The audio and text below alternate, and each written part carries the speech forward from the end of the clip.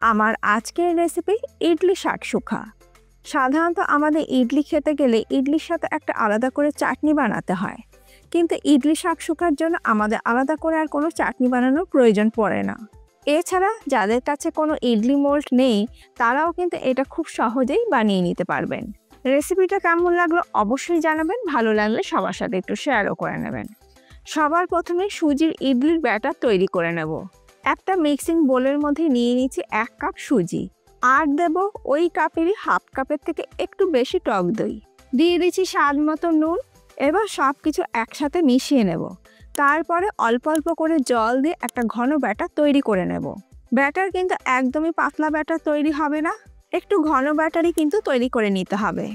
এরপর ঢাকা দিয়ে 10 মিনিট রেখে দেব সুজি সেট হওয়ার জন্য। এরপর একটা মশলা তৈরি করে নেব।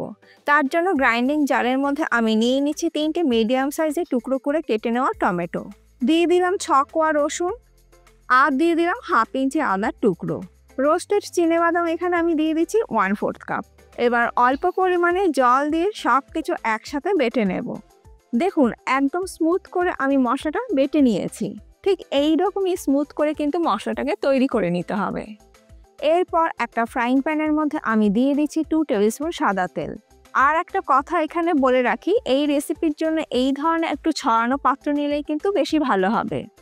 তেল গরম হয়ে গেলে দিয়ে দেবো 1/4 টিস্পুন গোটা জিরে, আর দেবো 10-12টা কারি পাতা।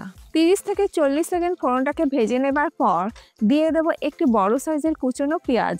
এরপর পেঁয়াজটাকে ভালো করে ভেজে নেব। মিডিয়াম ফ্লেমে পেঁয়াজ হালকা লাল করে ভেজে নেবার পর এর মধ্যে দিয়ে দেবো বেটে নেওয়া মশলা।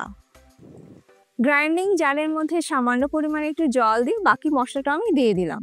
গ্যাসের ফ্লেমটাকে লো টু মিডিয়ামে রেখে সব কিছু একসাথে ভালো করে মিশিয়ে নিয়ে কষিয়ে নেব। কষাতে কষাতে কিছু গুঁড়ো মশলা আমি এর মধ্যে দিয়ে দিচ্ছি half teaspoon red chilli powder, আর দেবো Kashmir red chilli powder 1 teaspoon, ধনে গুঁড়ো দিয়ে দিলাম 2 টিস্পুন, হলুদ গুঁড়ো দিয়ে দিলাম হাফ টিস্পুন, আর দিয়ে দিলাম হাফ টিস্পুন গরম মশলা গুঁড়ো, নুন দিয়ে দিচ্ছি স্বাদ মতন। এবার গ্যাসের ফ্লেমটাকে লো টু মিডিয়ামে রেখে মশলাটাকে একটু সময় নিয়ে খুব ভালো করে কষিয়ে নিতে হবে। মশলা যত ভালো করে কষানো হবে স্বাদও কিন্তু ততই ভালো হবে। মিডিয়াম ফ্লেমে মশলাটাকে আমি খুব ভালো করে কষিয়ে নিয়েছি। মশলা থেকে তেল সেপারেট হয়ে গেছে। দেখে নিশ্চয়ই বুঝতেই পারছেন যে মশলাটা আমার খুব ভালো করে কষিয়ে নেওয়া হয়ে গেছে। ঠিক এই রকমভাবে কিন্তু মশলাটাকে খুব ভালো করে সময় নিয়ে একটু কষিয়ে নিতে হবে। এরপর আমি এর মধ্যে দিয়ে দিচ্ছি জল, আর জলটা একটু বুঝেই ব্যবহার করতে হবে। গ্রেভি কিন্তু পাতলা হবে না। এখানে আমি ছোট 1 বাটি জল দিয়ে দিলাম, তবে এই জলটা কিন্তু আপনারা একটু বুঝে নিয়েই ব্যবহার করবেন।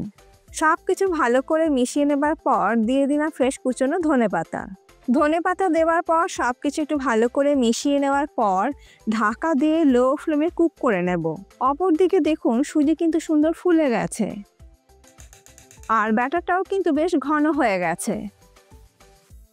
এবার আমি এর মধ্যে দিয়ে দেবো 1 প্যাকেট ইনো ফ্রুট সল্ট, আর দেব অল্প পরিমাণে জল। এই জলে ইনো অ্যাক্টিভ হয়ে যাবে আর ব্যাটারটাও একটু পাতলা হয়ে যাবে। খুব বেশি কিন্তু জলের ব্যবহার একদমই করবেন না। ব্যাটারটা কিন্তু ঘন হবে। হালকা হাতে সব কিছু একসাথে মিশিয়ে নেব। আমাদের সুজির ইডলির ব্যাটার একদম রেডি। অপরদিকে দেখুন গ্রেভি কিন্তু সুন্দর কুক হয়ে গেছে। আর দেখুন গ্রেভি এই রকম হবে, এর থেকে খুব বেশি পাতলাও হবে না, আবার ঘনও হবে না। সব কিছু ভালো করে মিশিয়ে নেবার পর 1 হাতা করে ইডলির ব্যাটার আমি গ্রেভির ওপর দিয়ে দেব। আর গ্যাসের ফ্লেমটাকে এই সময় একদম লোতে রাখতে হবে। একটু গ্যাপ রেখে ইডলির ব্যাটার আমি গ্রেভির ওপর দিয়ে দিচ্ছি। আমি একটু বড় বড় সাইজের ইডলিগুলোকে তৈরি করে নিচ্ছি। আপনারা চাইলে কিন্তু ছোট ছোট করে ইডলি তৈরি করে নিতে পারেন।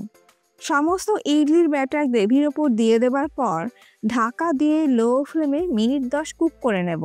মিনিট 10 কুক করে নেবার পর এবার আমি চেক করে নেব যে ইডলি ঠিকভাবে কুক হয়েছে কিনা।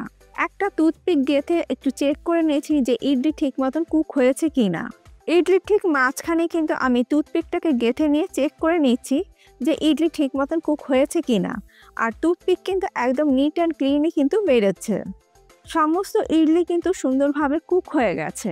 এরপর এই ফ্রাইং প্যানটাকে আলাদা জায়গায় সরিয়ে রেখে একটা তড়কা রেডি করে নেব।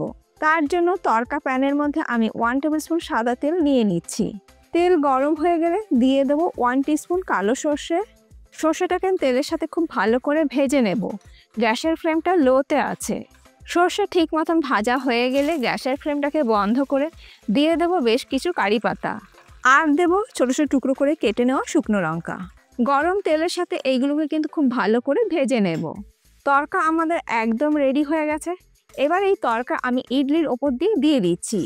এই তড়কা দেওয়ার কারণে খেতে তো অবশ্য ভালো লাগবেই, সাথে দেখতেও কিন্তু ভালো লাগছে। আমাদের শাকশুখা সুজির ইডলি একদম রেডি সার্ভ করার জন্য। আমি শুরুতেই বলেছিলাম যে আপনাদের কিন্তু এই ইডলি শাকশুখার জন্য আলাদা করে আর চাটনি বানানোর প্রয়োজন পড়বে না। এটা কমপ্লিট একটা মিল। আজকে আমার এই শাকশুখা সুজির ইডলির রেসিপি আপনাদের কেমন লাগলো অবশ্যই জানাবেন। ভালো লাগলে বাড়িতে একদিন তৈরি করুন, আর আপনাদের ফিডব্যাকটা অতি অবশ্যই দিতে ভুলবেন না। আজ তাহলে এই পর্যন্ত, আবার দেখা হবে নতুন কোনো ভিডিওর সাথে। ভালো থাকবেন, সুস্থ থাকবেন, ধন্যবাদ।